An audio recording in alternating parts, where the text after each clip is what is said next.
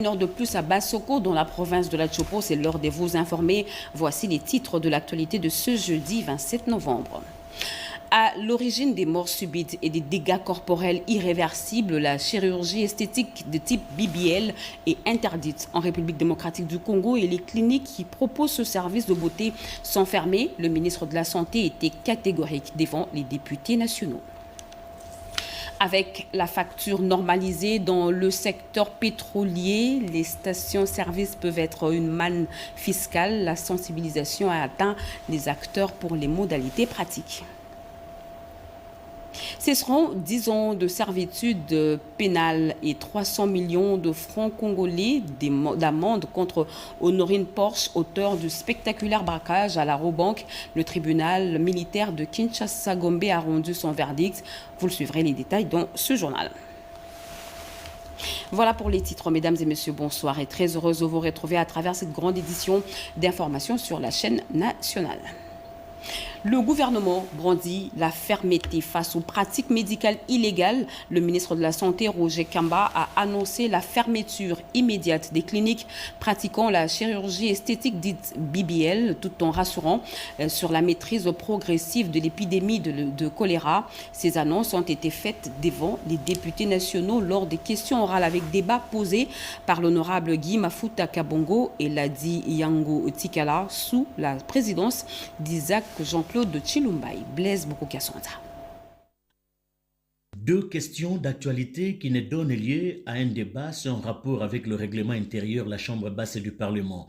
Il était tout à fait indiqué au ministre de la Santé de donner juste des éléments d'éclaircissement sur telle ou telle autre question. Dr Samuel Roger Kamba a indiqué que les cliniques qui procèdent à des interventions esthétiques et plastiques à Kinshasa, comme sur l'ensemble du territoire national, ne relèvent pas, alors pas du tout, du cadre légal et du secteur de la santé en RDC.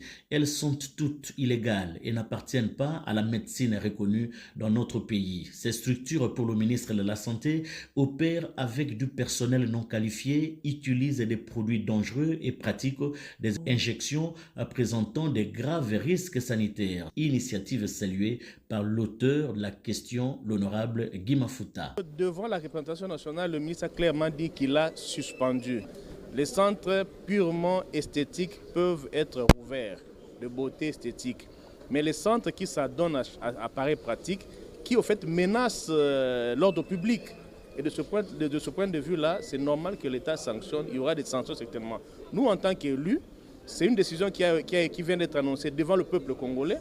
Nous allons vérifier, les adresses sont connues. En rapport justement avec les choléra, Samuel Roger Kamba a relevé les efforts déployés pour prévenir cette épidémie et améliorer la prise en charge, même si les résultats restent encore insuffisants. Mais le gouvernement s'est fortement impliqué et pour renverser la tendance. C'est ainsi que les cas de contamination, notamment à Kinshasa, ont considérablement diminué. À ce jour, la capitale n'enregistre que 5 cas de choléra. De même, dans la partie ouest du pays, autrefois fortement touché, est progressivement en train de se stabiliser. Autant d'éclaircissements salués par le premier vice-président de l'Assemblée nationale, Isaac Jean-Claude Chilumbaï, sur ces questions relatives au contrôle parlementaire, avec une ambiance d'un devoir hebdomadaire accompli par la Chambre basse du Parlement. Et ça en est fini avec la 11e édition du Forum international Makutano tenu à l'hôtel Sultani à Kinshasa. Le vice-premier ministre en charge des transports, Jean-Pierre Bemba, a salué les progrès enregistrés dans le domaine de l'aviation. La journée axée sur l'énergie et les transports a aussi vu la participation remarquée d'autres membres du gouvernement, dont le ministre des Ressources hydrauliques et de l'électricité, Marie Kalanga. Les travaux de la 11e édition du Forum international des affaires Makutano, ouvert hier par la première ministre Judith Suminwa, se poursuivent à l'hôtel Sultani à Kinshasa. En cette deuxième journée, différentes personnalités et décideurs ont partagé autour des thématiques telles que l'énergie et le transport. Le ministre des Ressources hydrauliques et électricité, Molendo Sakombi, a donné les statistiques selon lesquelles un Congolais sur 5 a accès à l'électricité. Une situation qui préoccupe le gouvernement de la République. Nous sommes à 21,5%. Je n'ai jamais eu un accroissement pareil en si peu d'années, presque 200% pour augmenter donc notre desserte. Moins d'un Congolais sur 5 a accès à l'électricité dans les zones urbaines et le taux est encore plus bas. Nous avons commencé à répondre à cette grande demande. Je vous rappelle ici que nous avons 78 000 villages à électrifier. Et sous fonds propres, le gouvernement a commencé à construire des ouvrages dans toutes les provinces de la RDC. Et parlant du transport et de la connectivité inclusive, le vice-premier ministre, ministre de Transport et Voies de Communication, Jean-Pierre Mbemba, est revenu sur les avancées réalisées dans le secteur de l'aviation. Je peux vous annoncer que 3 autres avions sont en train d'arriver au mois de janvier au plus tard. Il y aura 2 ATR-72. Les ATR-72, ce sont des avions de plus ou moins 70 places. Ces avions Aeris qui vont être basés l'un à Kisangani, l'autre à Kinshasa. Kisangani pour pouvoir relier Buta, Iziro, Kindu, Beni et Bunia là-dessus. Et à Kinshasa pour pouvoir effectuer les rotations entre Chikapa, Bandundu-Ville, Kikwit, Mwanda, Matadi, Bumba, Nisala, Mbandaka, Gemena, Bwende également. Ces assises de Makutano ont comme objectif de servir de plateforme de dialogue pour renforcer l'écosystème économique de la RDC et de l'Afrique.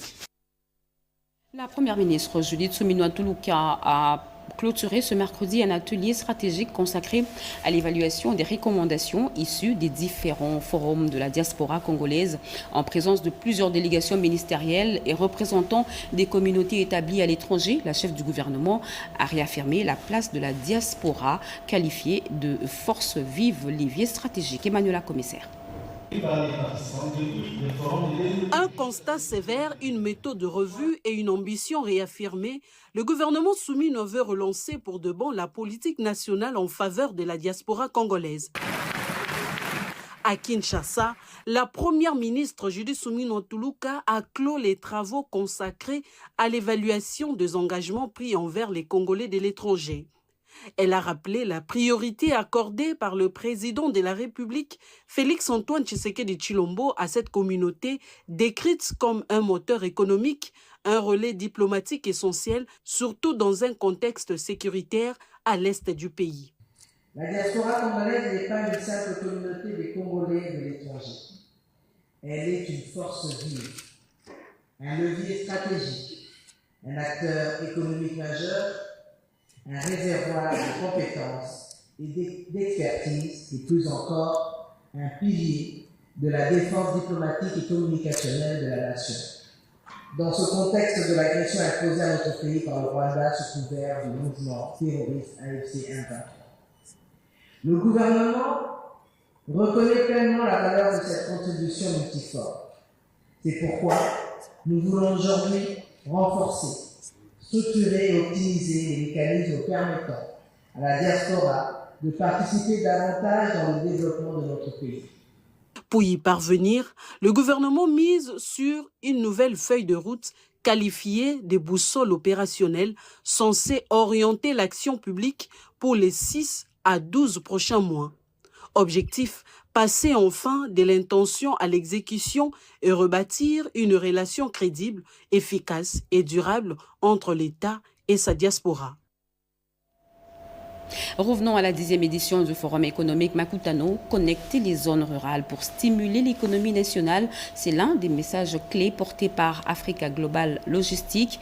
À travers une approche multimodale, l'entreprise propose des solutions pour désenclaver les territoires et intégrer pleinement les zones reculées à la dynamique économique du pays. Cédric Kenina, José Dimoneke et Yvette Makuntima. L'option du multimodal s'offre à la République démocratique du Congo pour briser l'enclavement. Dans un pays aussi vaste à la taille d'un continent, le transport est bien plus qu'un défi, un impératif économique et social. La 10e édition du Forum économique Makutano a permis au directeur général d'Africa Global Logistics, Eldon Kuti, de présenter une approche audacieuse assise sur les transports multimodaux adaptés aux zones rurales enclavées. La démarche vise à combiner routes, rails, fleuves et ports pour connecter les territoires et stimuler les commerces locaux. Nous allons essayer d'échanger sur ces thématiques importantes pour le développement de notre pays, pour connecter les populations les plus reculées en termes d'infrastructures, que ce soit sur du routier, sur du fluvial, sur du ferroviaire, des infrastructures même aériennes et portuaires. Donc clairement, c'est une thématique qui touche la population. Aux côtés du vice-premier ministre et ministre des Transports, Jean-Pierre Bemba Gombo, l'expert a dévoilé une vision concrète d'une logistique inclusive, innovante et digitalisée, soutenue par une présence continentale de plus de 23 000 collaborateurs dans 50 pays. Nous sommes un acteur de premier plan et nous voulons continuer à accompagner l'État dans ce projet ambitieux qui est le développement des infrastructures, du transport, de la logistique dans le pays, afin que aujourd'hui la RDC puisse jouer au niveau qu'elle mérite, on va dire, sur ces aspects. Un message fort pour entrevoir une RDC désenclavée et à même intégrer les zones longtemps oubliées au cœur de l'économie nationale.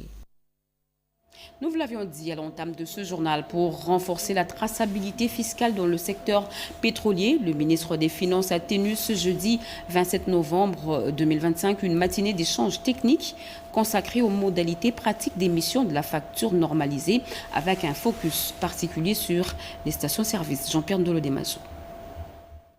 Les pétroliers se sont retrouvés autour des responsables de la Direction générale des impôts en vue de se mettre d'accord sur certaines zones d'ombre qui, selon les pétroliers, entourent l'émission de la facture normalisée à l'approche de l'entrée en vigueur de cette facture. Pour le président de la Commission nationale hydrocarbures de la FEC, cette matinée tombe à point nommé. Cette matinée constitue un cadre propice pour aborder concrètement les aspects techniques liés à l'émission des factures normalisées, permettre à nos membres de partager leurs expériences et propositions et obtenir les éclaircissements nécessaires pour une mise en œuvre efficace de la réforme.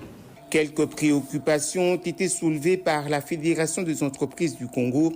Au nombre de celles-ci, l'absence de clarté sur les modalités pratiques d'émission de la facture normalisée par les stations-service, pour ne citer que celle-là. Le chef de division à la Direction générale des impôts, Mamakala José, est satisfait des préoccupations soulevées et a promis d'y apporter des amendements. Ils ont soulevé un certain nombre de préoccupations, notamment la difficulté de mettre des factures au niveau de la pompe.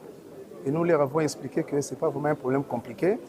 Et vous devez savoir aussi que dans ce domaine, le prix est réglé par la loi. On applique la structure des prix qui détermine la TVA qu'on paye à la pompe.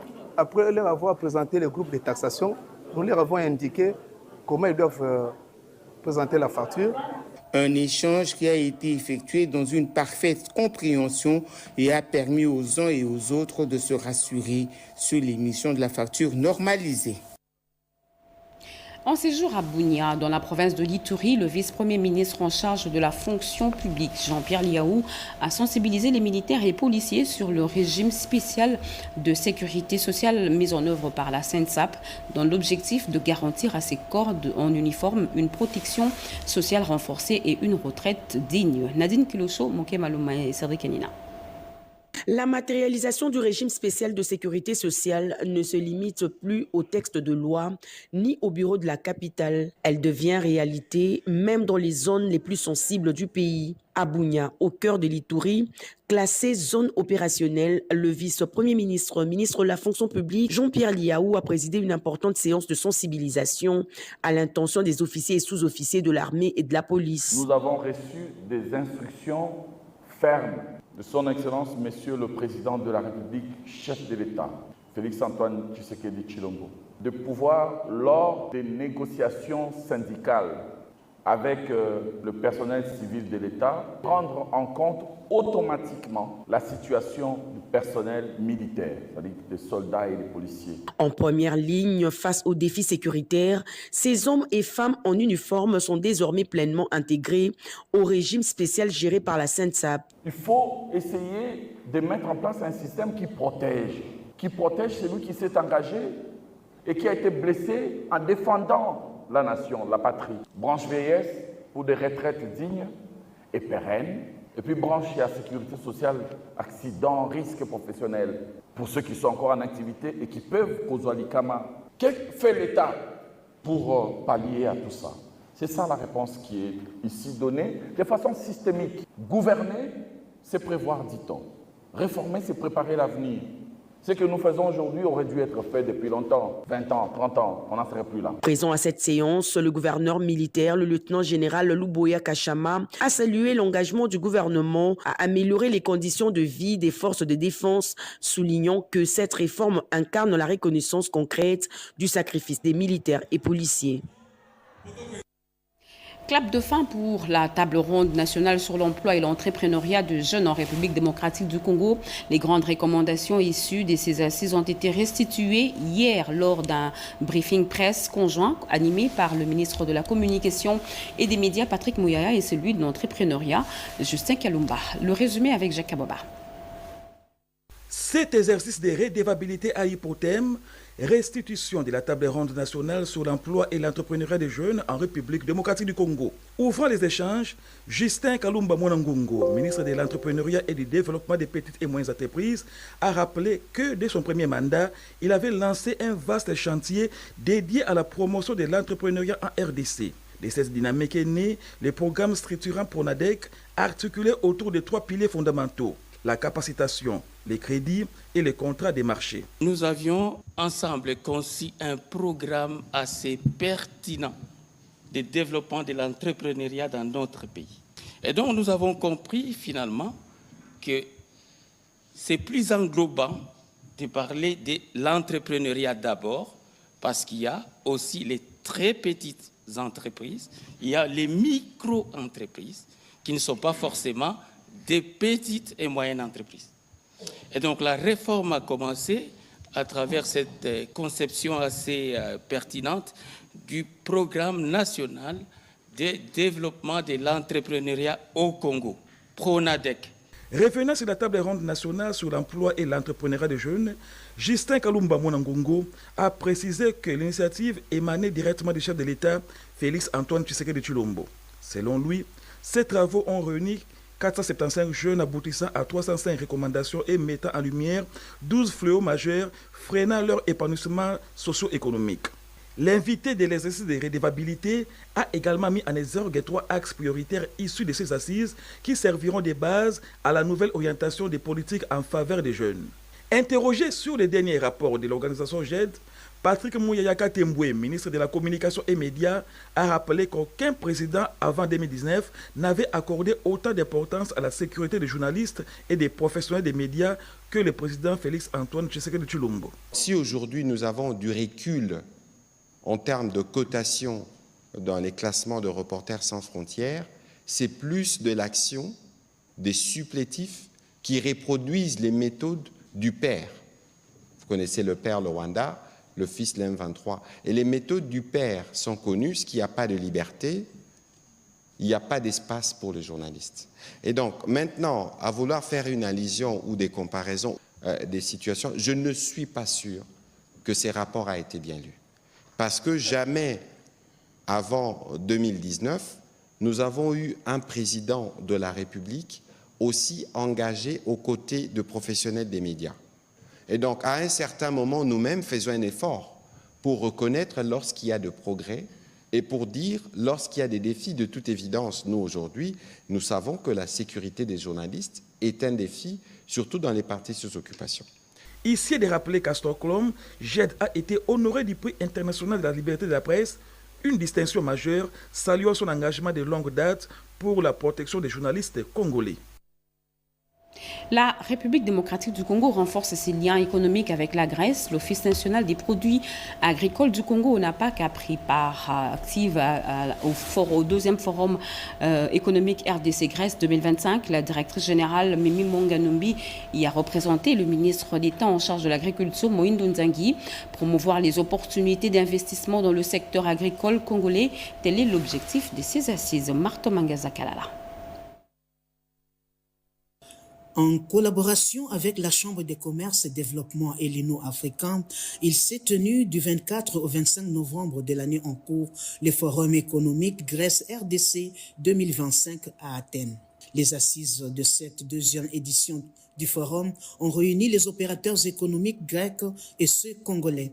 La directrice générale de l'Office national des produits agricoles du Congo, Mimi Monganumbi, a représenté le ministre d'État en charge de l'agriculture, Mohindo Nzangi Bitondo. Au cours de ces assises, nous avons fait voir à nos interlocuteurs grecs que le pays avance déjà sur le plan de la digitalisation en vue d'un commerce transparent et équitable en ce qui concerne les produits agricoles. Aussi, nous avons fait valoir les produits que contrôle l'Office national des produits agricoles du Congo, qui sont les produits pérennes destinés à l'exportation, qui ont été découverts ici en Grèce, parce qu'apparemment, beaucoup ne savaient pas que nous avons des produits comme la vanille, comme le café, le cacao, comme le quinquina, comme le pidérum, comme autant de produits raofia qui viennent de découvrir. Et ils sont intéressés à continuer les discussions avec nous. La République démocratique du Congo, sous l'impulsion du président de la République, Félix Antoine Tshisekedi Tshilombo, tient aux avancées significatives des développements du secteur agricole afin que la revanche du sol sur les sous-sols ne demeure un simple slogan. Kinshasa s'est imposé le temps d'un sommet comme la capitale africaine du digital durant 2 jours. La 4e édition de l'Africa Digital Innovation Summit 2025 a rassemblé les leaders du numérique venus de 4 coins du continent pour accélérer la transformation digitale de l'Afrique. La clôture officielle a été présidée par le ministre de l'économie numérique, Augustin Kibasa-Maliba. Yolande Voka, Fiston Mabingana.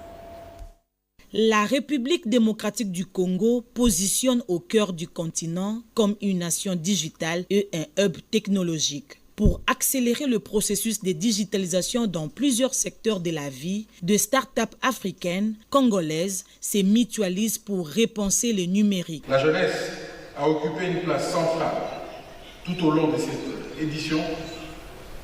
Sa créativité, révélée à travers les challenges, les démonstrations et les rencontres, confirme que les futures locomotives de la transformation numérique africaine se trouvent déjà parmi nous. Notre responsabilité collective est de leur offrir un environnement propice à l'apprentissage, à la création et à l'entrepreneuriat.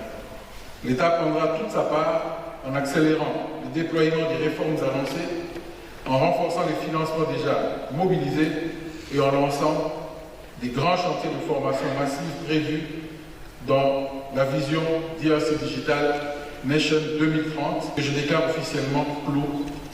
Les travaux de l'édition 2025 de l'Africa Digital Innovation Summit. Même satisfaction du côté de l'Agence pour le développement du numérique. ADIS 2025 a largement atteint ses objectifs. Il était important, à travers cette activité, de démontrer qu'aujourd'hui, la RDC, depuis l'arrivée du chef de l'État à la tête du pays, le numérique a retrouvé toute sa lettre de noblesse et est devenu une véritable priorité politique. Des concours ont été organisés durant le forum et le gagnant va porter haut l'étendard de la RDC au Salon international Vivatech à Paris en juin 2026.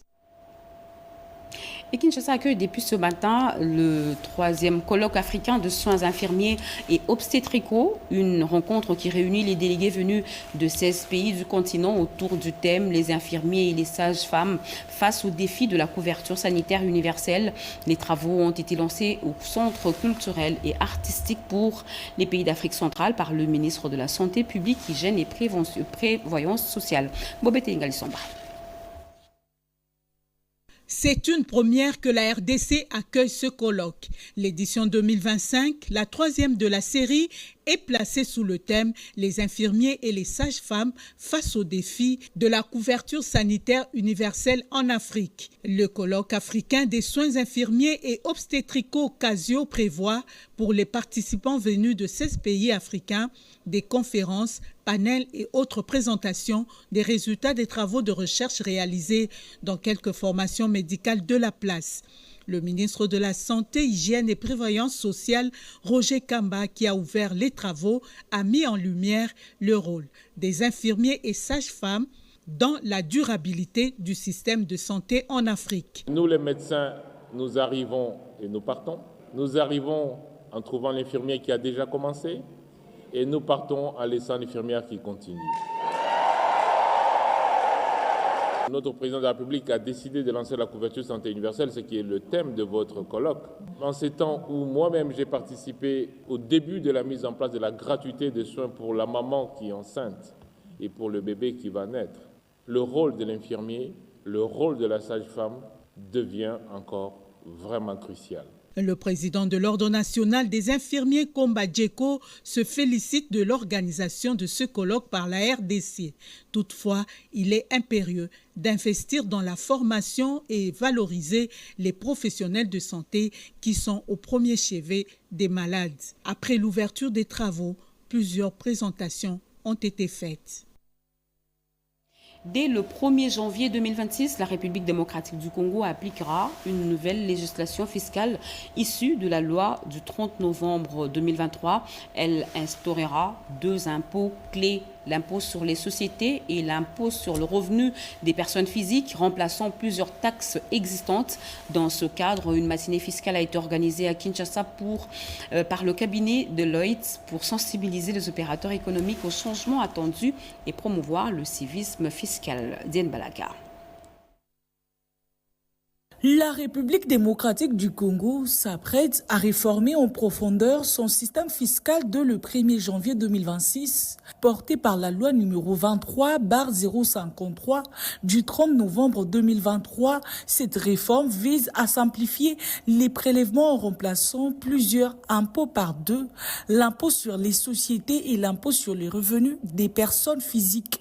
Le cabinet Deloitte a organisé une matinée d'échange avec les opérateurs économiques pour expliquer les implications pratiques de ces changements. Aujourd'hui, les entreprises marquent leur volonté à pouvoir vraiment se mettre à niveau en termes de niveau d'information qui, dorénavant, à partir du 1er janvier 2026, sera la norme applicable en matière fiscale en ce qui concerne précisément les prélèvements des impositions directes. L'importance de ces échanges réside notamment dans le fait que les opérateurs économiques doivent être en mesure de comprendre ce qui change dans le système fiscal congolais. Le directeur de l'audit à Deloitte n'a pas manqué de saluer les efforts du gouvernement en faveur de l'harmonisation et de la modernisation du cadre fiscal. Mon premier message, c'est de remercier vraiment les autorités congolaises qui ont vraiment tenu à harmoniser en fait les textes fiscaux de la RDC qui datent des années 69, des années 89, avant même l'avènement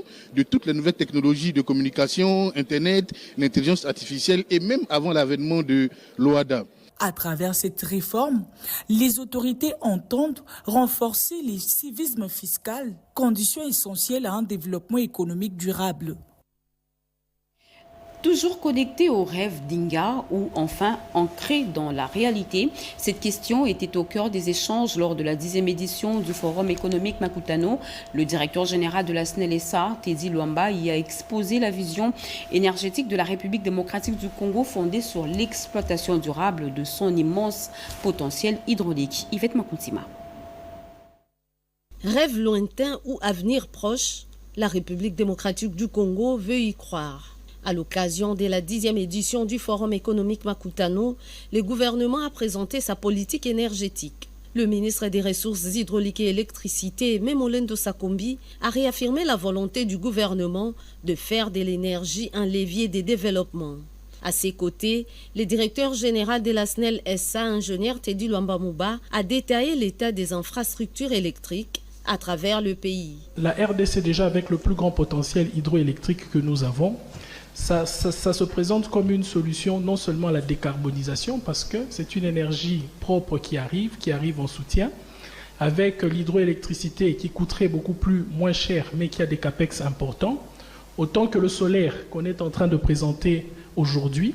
Il y a des centrales de taille moyenne qui peuvent être construites et exploitées dans un délai beaucoup plus court.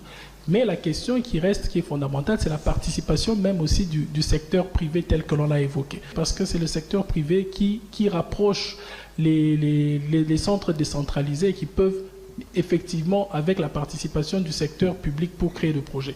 En plus de la présentation technique, Le directeur général de la SNEL SA, ingénieur Teddy Luambamouba, a surtout insisté sur les avantages de barrages hydroélectriques face aux énergies solaires et sur l'accompagnement attendu de partenaires comme la Banque mondiale dans la matérialisation du projet Grand Inga. En République démocratique du Congo, la femme congolaise est appelée à jouer un rôle stratégique dans le développement urbain. À travers le ministère des Infrastructures et Travaux publics, le gouvernement entend valoriser les compétences de femmes leaders. Émilie Kaindo. Les rôles stratégiques des femmes dans la dynamique du développement durable avec le secteur des infrastructures au sein des travaux publics, à travers les programmes du développement tels qu'élaborés par le gouvernement, suivant des structures étatiques, les femmes sont impliquées avec leurs initiatives et projets de développement liés à l'amélioration urbaine. Au sein du ministère des Infrastructures, il y a plusieurs structures. Donc, dans chaque structure a son rôle. Après cette rencontre, nous devons plaider les cas auprès des instances supérieures. Ces femmes au sein de la société civile qui travaillent en synergie avec les organismes publics en dépit de la faible représentativité dans les formels et les postes de décision en général. Elles participent par ailleurs de manière active à la transformation de la ville de Kinshasa avec la maîtrise des besoins de leur communauté. Les femmes environnementalistes et leaders communautaires du développement durable et d'urbanisme œuvrent pour le leadership inclusif et la diversité dans les efforts de la gouvernance urbaine et la gestion des infrastructures, éléments clés pour améliorer la résilience de la ville face aux défis tels que les inondations. La population de la province de l'Équateur est bénéficiaire d'un siège moderne de la coopérative d'épargne et de crédit Copec Lisungi. Celui-ci va permettre notamment aux femmes maraîchères la possibilité d'accéder facilement à des crédits. Cela porte la signature d'Élisée Bokoumania Mposo, vice-ministre du budget. Yvette Makuntima. La Copec Lisungi à Mbandaka change de visage. L'inauguration de son nouveau siège marque une étape décisive pour le développement économique local. L'objectif est clair, rapprocher les services financiers des habitants et faciliter l'accès au crédit. Une attention particulière est portée aux femmes maraîchères, piliers de l'agriculture locale, pour renforcer leur activité et stabiliser leurs revenus. C'est le gouverneur de l'Équateur, Bobo Boloko Bolumbu, qui a officiellement inauguré les locaux en présence du vice-ministre du budget à l'origine du projet, Élisée Bokoumwana Maposo. Ces derniers a salué une avancée majeure pour l'autonomisation économique et la création d'emplois. Je me suis dit, mais je suis financier. Pourquoi nous, on ne peut pas trouver une initiative de créer un développement en tenant compte de la spécificité coopérative d'épargne et de crédit? Cette journée dense s'est poursuivie avec le lancement de la radio-télévision Équateur, un nouveau média de proximité et l'ouverture officielle du port Bokoumwana. Deux infrastructures stratégiques pour désenclaver la province, faciliter les transports et amplifier la voix de ses habitants. Une triple inauguration qui, de la finance aux infrastructures, dessine le contour d'une province résolument tournée vers l'avenir. Nous vous l'avions dit en titre, le tribunal militaire de Kinshasa-Gombe a rendu son verdict dans l'affaire du braquage spectaculaire de la Robank. La principale accusée, Honorine Porsche, écope de 10 ans de prison et d'une amende de 300 millions de francs congolais, mettant fin à un procès qui a marqué la capitale, Alain Bikaï. Après des longs mois de bataille judiciaire, la justice a rendu son verdict. Honorine Porsche écope de 10 ans de prison ferme. En plus de cette peine, elle devra payer 300 millions de francs congolais pour réparer les dégâts causés lors du braquage à la Robank. Le tribunal a reconnu coupable de vols à main armée et d'actes de terrorisme. Pour le président de la composition, la loi est claire. En cas d'écumie d'infraction, c'est la peine la plus lourde qui s'applique conformément à l'article 7 du Code pénal militaire. La déclare coupable. En conséquence, la condamne à 10 ans de servitude pénale principale pour vol à main armée, à 10 ans de servitude pénale principale pour terrorisme. Dans ce même dossier, les deux policiers et les agents de gardiennage de la banque poursuivis aux côtés d'Honorine ont été acquittés. Les juges ont estimé que les preuves présentées ne permettaient pas d'établir leur implication ni de loin ni de près. Le tribunal dit non établi, en fait comme en droit, les infractions d'association de malfaiteurs et de vol à main armée, mise en charge des prévenus Molo, Kapopa, Kachama, Kingambo, Kapinga et Benjamin. Ils déclarent non coupables.